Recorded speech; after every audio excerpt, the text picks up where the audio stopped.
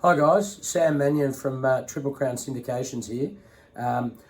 We just thought it was a good time. The guys have been, Chris and Mike have been walking around the office banging on about this new yes colt, and I've been asked a lot of questions from the owners about how the boys go about picking these horses. So thought it was a good time to just put Chris on the spot, ask him a few questions, and see how these guys go about picking some of these racehorses. They obviously do a pretty good job of it. So here we go. Chris, yes, first season sire. Pedigree obviously comes into it a bit. What are your thoughts?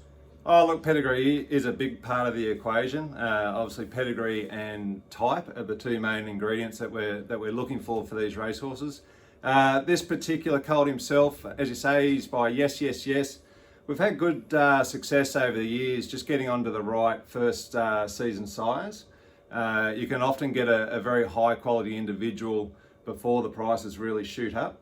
Yes. He was a particularly good 2-year-old. He won 3 races as a 2-year-old, including the Todman Stakes, and then trained on to be a champion 3-year-old. And as we all remember, he won the Everest as a 3-year-old, which is an almighty effort.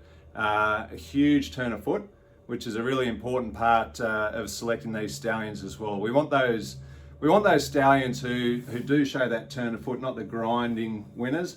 And the analogy that I often use is we look at Octagonal and Lonhro, obviously on the same breeding lines, but Octagonal he used to just sort of grind his way and win by small margins, whereas Lonhro had that more brilliance, a real turn of foot. And I don't think there's any surprise that Lonhro was the better stallion out of the two. This particular colt also comes from a really strong, consistent family. We love to see consistency in these families. In fact, you look at the pedigree page, it's 100% winners to runners, and we're talking stakes class horses or city horses the very high majority of the time as well. And out of a Say You Think mare, now Say You Think as a stallion himself has been excellent. He's made a huge impact, which was no surprise in the breeding shed.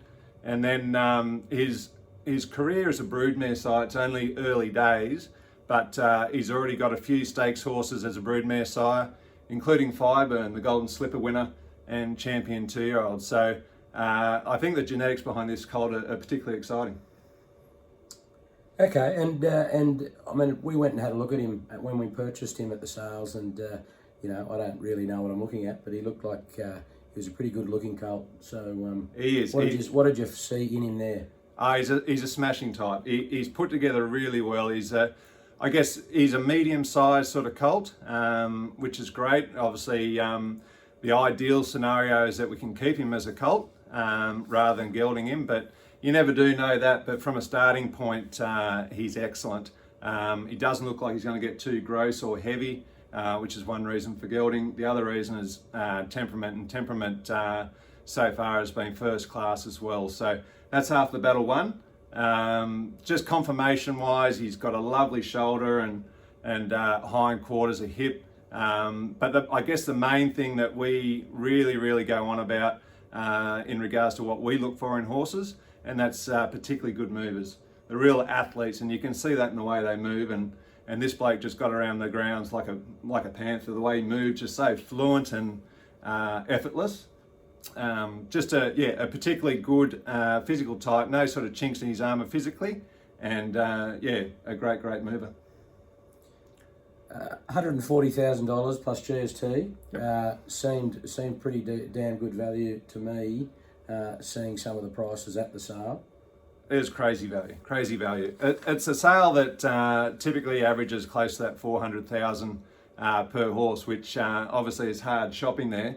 But we went there with the intention to try and isolate one horse to bring home, and that's what we managed to do.